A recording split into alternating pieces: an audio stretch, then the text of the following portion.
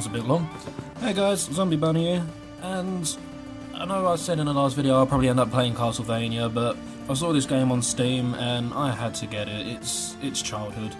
For anyone who can't tell, who's never seen this before, I forgot what it's called. This is Final Fantasy VII, and for me this was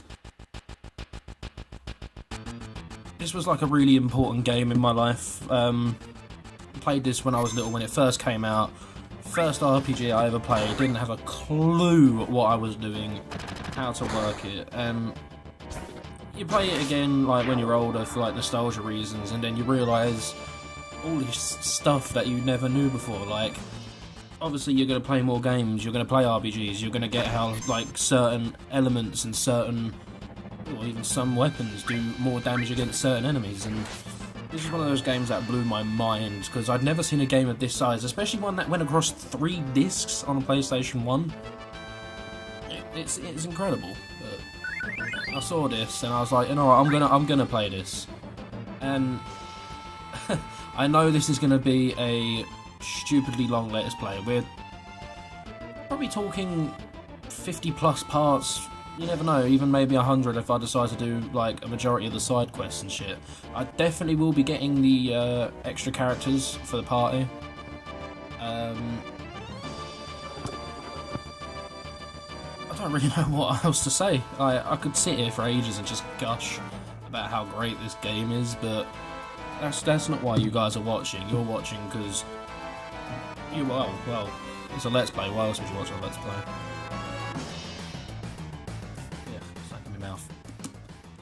So, the little blonde spiky man we're playing as, his name is Cloud. For all intents and purposes, and for clarity's sake, I will be keeping their regular names. I won't be giving them stupid names or funny names, purely because I don't have that kind of imaginative power. I'm not clever at all. Shows, don't it?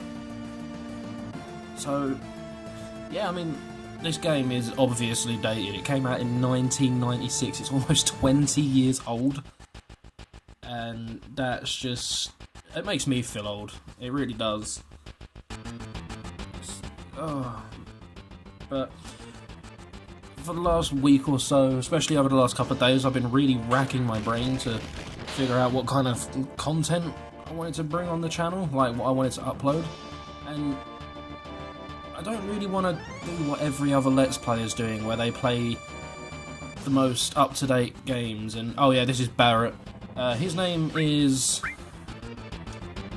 subtle to the fact that he has a gun for an arm.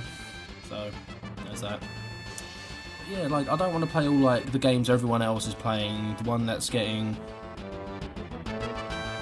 like repeatedly played again and again and again, where you can type it in and you'll find at least 20 other Let's Players playing it. And I mean, I know this probably won't get me the most views, it won't get me anywhere near their level, but that's fine. That's at the end of the day, that's not what I'm after. I'm just here to share my personal experience with these games. So the simple fact that the PlayStation 1 was the generation of gaming I grew up with. Like, I came in at the very end of like the 32-bit Genesis and SNES consoles. I had a Mega Drive, or the Genesis if you're American, whatever you like, but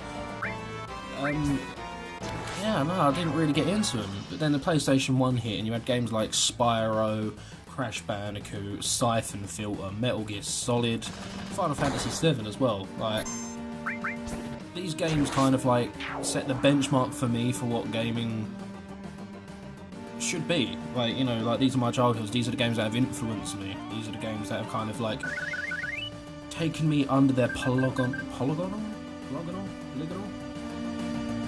under their like game character wings. It was like Jay, that's my real name, by the way. You gotta live to our standards, man. You gotta look at every game like you looked at us. And I don't think I'm in the wrong to say that Final Fantasy VII set a benchmark for what RPGs should be doing in terms of storytelling. Because, I mean, back in the day, this game was, you know, the visuals were mind-blowing for 1996. because you had like these huge, like these environments here with the pre-rendered backgrounds and just the sheer detail in them. It wasn't really seen in games like back in 1996. I mean, I can't say that without mentioning the fact that, yeah, there were games with huge open environments, but, I mean, even if you look at games like The Legend of Zelda, especially Ocarina of Time or Majora's Mask, they had huge open-world exploration, but because of how they wanted the game to play out, they couldn't have such detailed environments like this. They could have made a Zelda game with pre-rendered backgrounds, and I think they did with the CDIs, but no one talks about them. But that's why this game. I mean, I've got it on Steam, so it's all in one go. But over 3 discs, I couldn't wrap my tiny little like 6-year-old mind around this. I was like, why does a game? I thought it was 3 different games in one. And then you get to the end of the first disc, and you're like, well, that's not the end of the game, obviously. But anyway, I'm gonna stop rambling on because I said I wouldn't gush about this game. It's just fair to say that for me, this game is a nostalgia trip, as well as like, well, I'm hoping that there's like younger people that are gonna be watching this, people that didn't get the PS1 generation, you know, probably came in the end of PS2, the beginning of 360, and missed out on this, and then they can kind of see where. Especially if they play RPGs, they can see where a lot of RPGs get their ideas from, because, I mean, there was RPGs before Final Fantasy VII. There was games like Dragon Warrior on the NES, and, what's the other one? Can't remember. But they all, like, Final Fantasy games kind of set the precedence. I don't even know if that's the right word to be using there, but I like to sound complicated. But they just kind of... what they couldn't do graphically, they made up for with immersion, atmosphere, and an amazing storyline. I never noticed that Jesse on the left there has a constant shock face, everything is just incredibly amazing to him. Or is it a her? I don't know.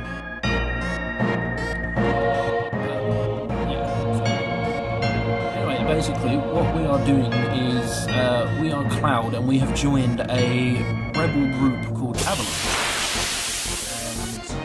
and they are basically going against this world government business. I don't know. It's kind of like if McDonald's went evil and actually decided to take over the world, and then do science, legal experiments, and then decided to rob the planet of its life force. That's kind of what. McDonald's, it's called Sugar. And, I mean, it doesn't sound like that's much of an amazing story, but that's only because that's kind of like an underlying plot. That's basically, that plot gets everything into motion, but you'll see that soon enough. I will be running these episodes at about half an hour each, purely because it takes a while to get into these games. RPGs always have, I wouldn't say slow starts, but they kind of they have to introduce you to things gradually. They have to make sure you're comfortable with what you're doing. For now, the random encounters in this game, while you're going up to the first boss, getting through this first area, the random encounters are so tame compared to the rest of the game. Normally in the rest of the game, you can't move 5 feet without being dragged into another random encounter.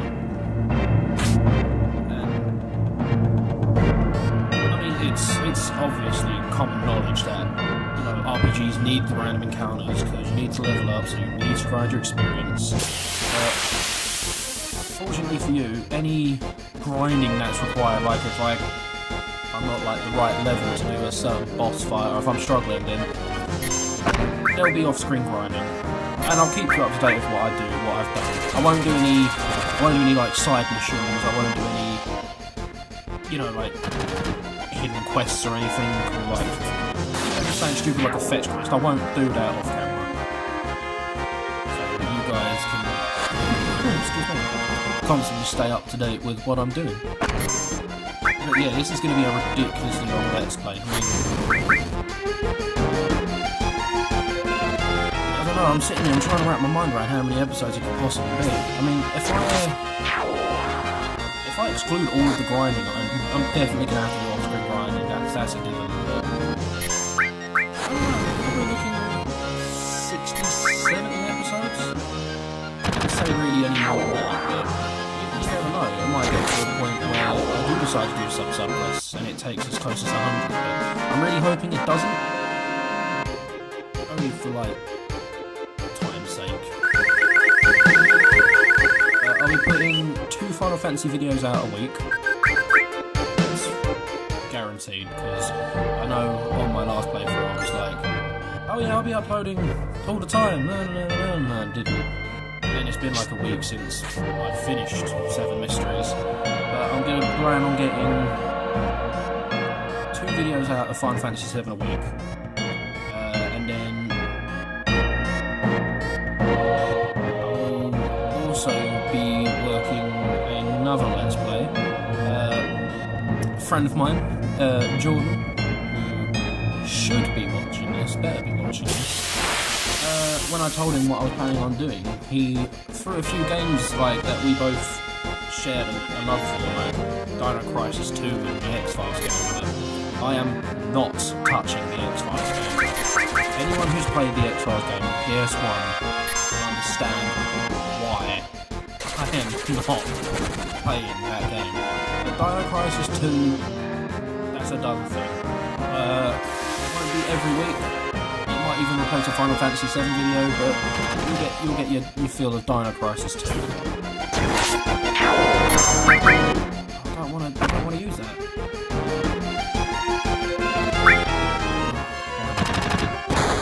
So yeah, I've rambled on enough.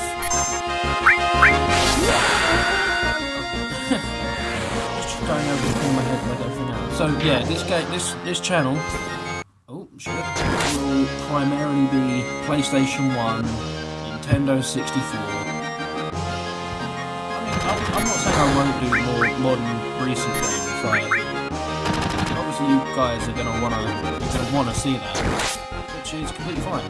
Like, you know, who am I to say no when I've done this channel to share with people? Like, I'm not gonna sit here and say no just because you've asked for something. I mean, I might not get to it straight away. Like, I might get overwhelmed. That's me being optimistic, but you know, there might be like 3 or 4 requests at a time to play 3 or 4 different games. And it's getting the game, it's making sure it runs properly. Because, oh, you know, I mentioned it on my last Let's Play. I've said it twice now, but I'm kind of running this guerrilla warfare style, like everything has been jerry-rigged to like suit, basically. Right, open the menu and press thingy to save the game. But yeah, what you can definitely expect to see from me over the coming weeks is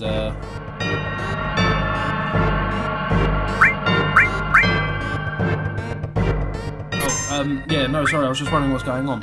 Anyone who's wondering what that save's about is I basically just ran the game up until the first boss to just to make sure it runs smoothly, to make sure the capture was working. And well, you're seeing this now, so obviously it works. So.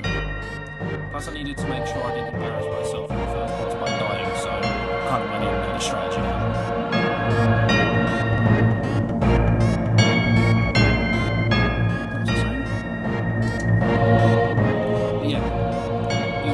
Over the coming weeks, you'll see Dino Crisis, Final Fantasy 7, and I'm also working on getting another game working. It's a simple game. I mean, there's no reason I shouldn't be having problems with it, but it's just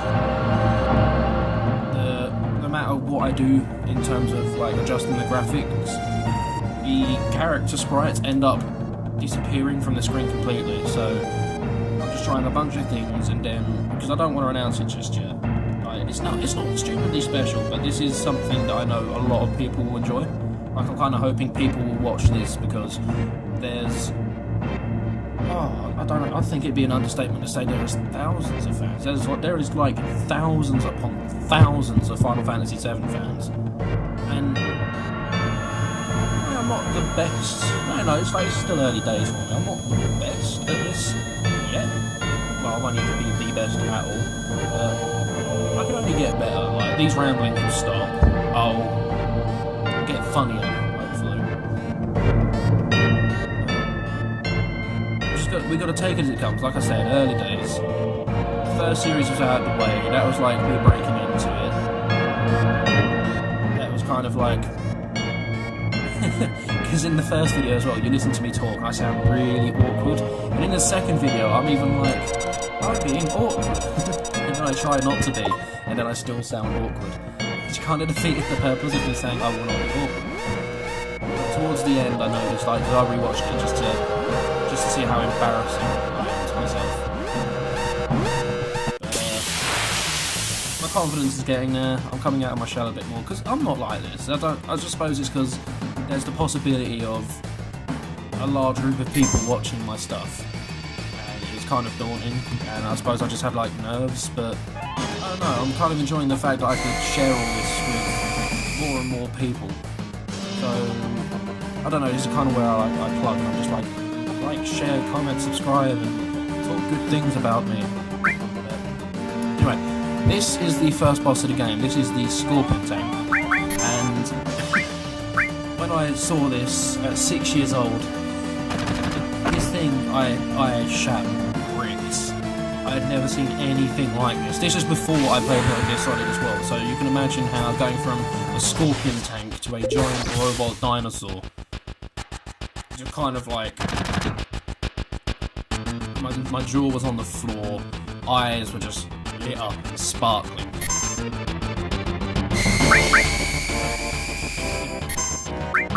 Like I said, this is probably some of the worst commentary you've heard over a game, because I haven't really spoke about the game, I've just been talking a bunch of random crap. That will stop after this. I think I'm just excited to play this kind of game. I'm excited to start my channel, start uploading more regular content. I think it's just, it's like, I'm excited. I'm not expecting to get, you know, like thousands and thousands of subscribers. Like, if I hit the 100 subscriber mark, that would be enough for me.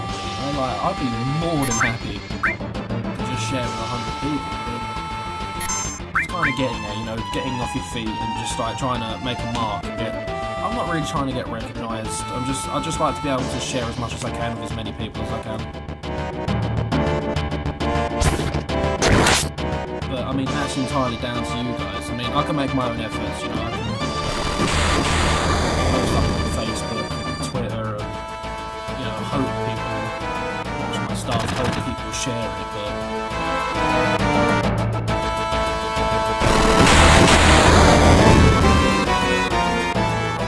I didn't realise.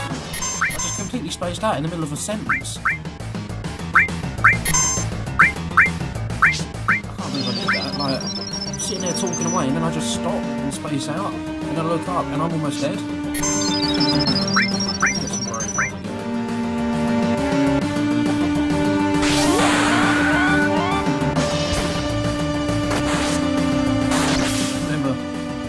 I think it went for anyone, little kid or an adult. As soon as you got a move like that is just so badass and you light up and it's just, wow. It was so much fun. You feel so badass doing it.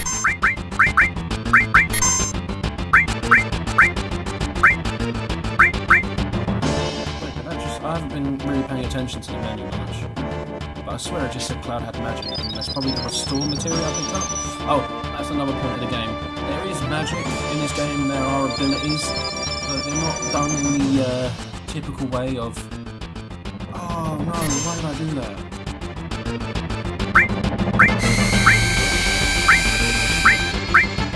They're not done in the typical way of, like, you get your white mage, your black mage, and kind of, they're the only two that are able to learn spells and then everyone else just attack. Is when you pick up materia and you can equip it to weapons and accessories. Oh, that's gonna hurt. That's gonna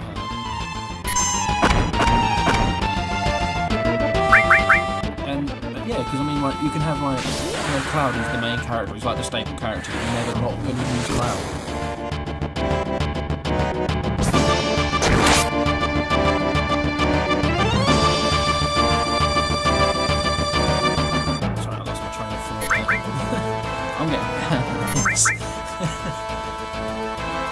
immense lack of sleep. I haven't been sleeping all lately.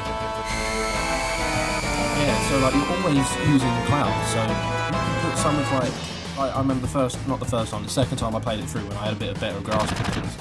I had him with healing magic, healing materia, and fire materia, so you know I could be on the offensive and still heal at the same time, because if your white mage does go down, like the character you set up as your white mage, and anyone who's played this before knows who like everyone goes to for the white mage character, I'm getting my ass kicked. Oh, I have magic. That is incredibly helpful. I'm gonna die. Cloud is dead. No, he's not. Okay, come. Because he's a machine, so... Oh, he's a robot. You know, you would have thought lightning damage does... Cloud is down.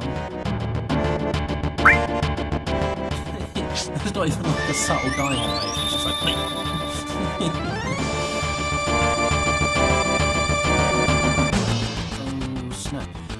So what this boss does is, while his tail's up like this, he will counterattack. So every time you hit him, he will... He will counterattack, he'll use that laser, and then it does 7 damage. No, that was pants.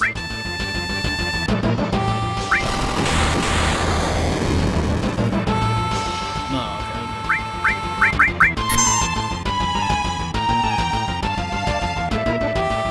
About 5 years since the last time I played this game, so I'm still... That's what I like about revisiting games. Like, some games you remember everything. Like, I remember the storylines of this game. I remember this.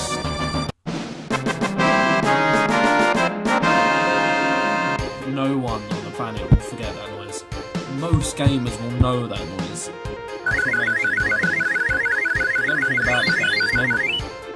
But I think what it comes with me is like you go from RPG to RPG, even in the Final Fantasy series, there are like so many differences in combat and how they work. It's like, this game was material, it was like straightforward, you put it in, you aim, and then things burst into flames. But in Final Fantasy VIII you get your spell, and you had to go out into the field, and then you had to draw magic by, you know, basically never attacking an enemy and just like magic draining.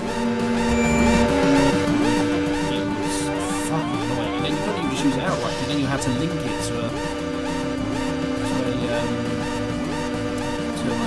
attribute, so like you could put it to your attack, you could put it to your defense.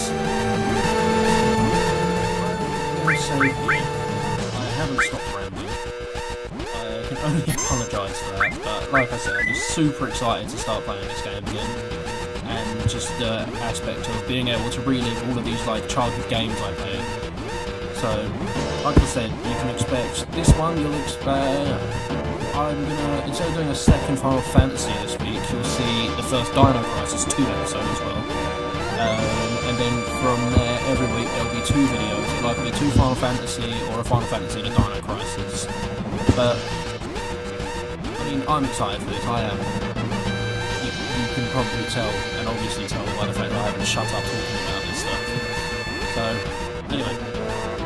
If you want to see more of this, if you're excited as I am to relive Final Fantasy in the old PS1 days, like, comment, subscribe, and all that good stuff. And I will see you guys